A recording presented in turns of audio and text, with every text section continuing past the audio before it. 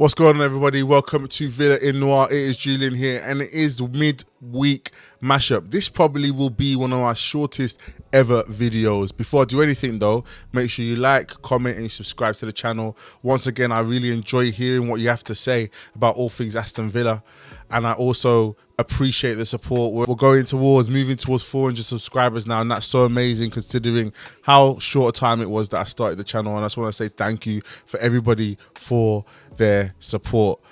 So yeah, midweek mashup, guys, it's the international break.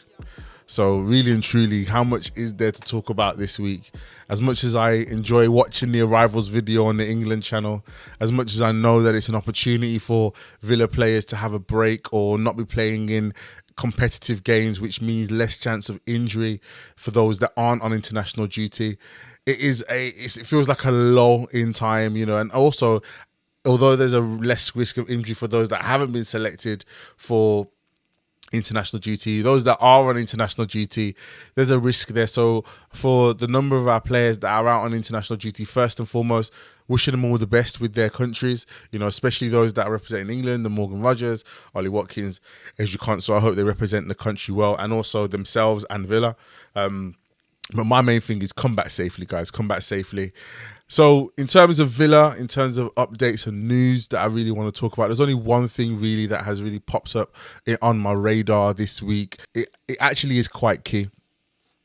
So today I saw that Tielemans has suffered a setback in his recovery from a calf injury that he sustained a few weeks ago, and is set to be out for up to 5 more weeks.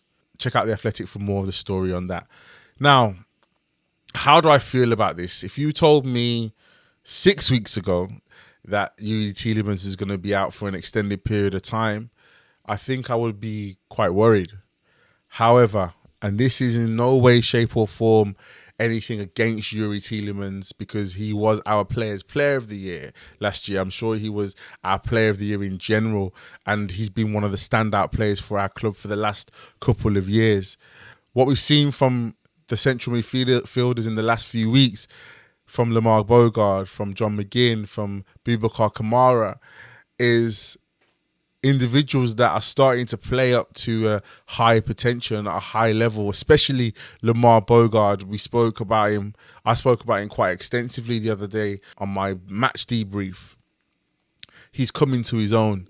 I did say I'm unsure how Tielemans comes back into the squad moving forward. Now, there are various things that can be done. Now, is there an option that Tielemans is played further forward? A little bit like when he first came to the team and he played further forward with Dougie and Kamara kind of sitting back in that deeper space and McGinn. But for the last couple of seasons, he's played as a deep lying playmaker. But is there an option now for us to explore Tielemans playing a little bit further forward? Or is it a fact that he just won't be in the team for the foreseeable future, which is actually quite crazy when you think about who he's been to us, how he's played for us, and how we see him as one of our talismanic players. So I'm really interested to hear what you think about this. The fact that he's out for another 5 weeks, which means he misses those key matches against the Spurs and the Cities and the Liverpools. How does he reintegrate back into the team? What does Unai do? What do we see from the next few weeks from those central midfielder players that have been playing to a high degree? If Lamar Bogard continues on this trajectory that he's on, does Tielemans get back into the squad? I'm interested to hear what you have to think. I think there's always a space for Tielemans. What I don't want to see is what we've seen in the past sometimes with Emery, is him trying to fit square pegs into round holes.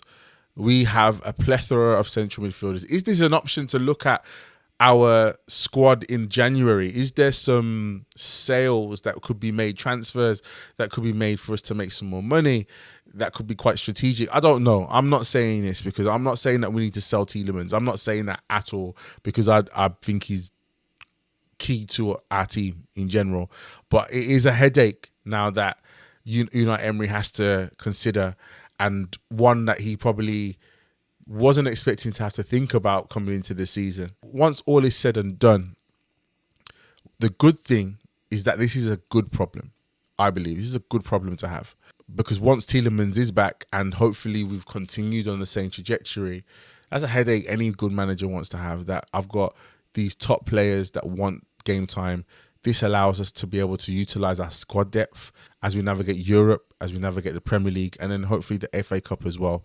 So we can fight strongly on all 3 points. And then also, I guess what it does make us think as well in terms of our new president of football operations, Roberto Alabe, is what other positions can we try to have these same kind of problems? One position that I think we need to look at in depth is our striker. Ollie Watkins, at present, isn't playing at the top level. And from what I remember, the best that we got out of him was when there was some form of competition for his spot. He had to play up when Danny Ings was on the bench because he knew if he didn't perform, Ings would start. He had to play better when John Duran was there because he knew that John Duran was on the bench, and if he didn't score, that he was going to score. And that's what was happening. So it's something for us to consider. But as I said, this is a short video because there's not much to talk about. It is the international break. I'm looking forward to the boys being back so that we can talk all things Aston Villa properly, be able to see these boys come out in the claret and blue and represent us well. But guys, in this international break, enjoy it for what it is. Support the country that you want to support. And as always, so up the Villa. Peace.